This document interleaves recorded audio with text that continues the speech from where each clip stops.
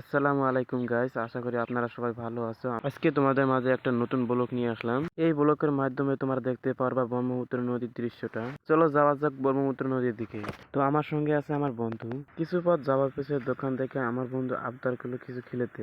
তাকে আমি বললাম আমার কাছে টাকা নাই, তাই সে জিদ করলো আমি এখান থেকে যাব না। তাকে এই টিমের মতো করে বসে থাকতে দেখে আমি আর সহ্য করতে পারলাম না, তাই আমি ওকে কিনে দিলাম একটা চিপসের প্যাকেট। আমিও একটা সাথে নিলাম। দোকান থেকে রওনা নেওয়ার পরে আমার বন্ধু আমাকে বলল আমি নাকি অনেক কালো। তাই এই কথা সহ্য না করে আমি তাকে বললাম হইতে পারি আমি কালো, তোর চেয়ে অনেক মনটা আমার ভালো। তো ফাইনালি ব্রহ্মপুত্র নদী পেয়ে গেলাম।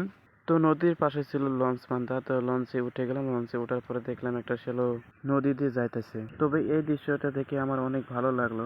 তবে একটা কথা নিশ্চিত, ব্রহ্মপুত্রের পাশে আর কিছু না পেলেও চারিদিকে গুড় গন্ধটা পাবেন। তার পাশে দেখতে পারলাম লঞ্চের পাশে বাঁধা ছিল একটা পতাকা। পতাকাটা দেখে আমার বন্ধুর দেশপ্রেমের ভাবটা জেগে গেল। কিছুক্ষণ ব্রহ্মপুত্রের পাশে ঘোরাঘুরি করার পাশে আমরা বন্ধু আমার গুড় গন্ধ সহ্য না করে বলল বাড়ির দিকে যেতে। তাই আর দেরি না করে রওনা দিলাম বাড়ির দিকে। আর ব্লগটা এইখান থেকে শেষ করলাম। টাটা, বাই বাই, ভালো থাকবেন, সুস্থ থাকবেন।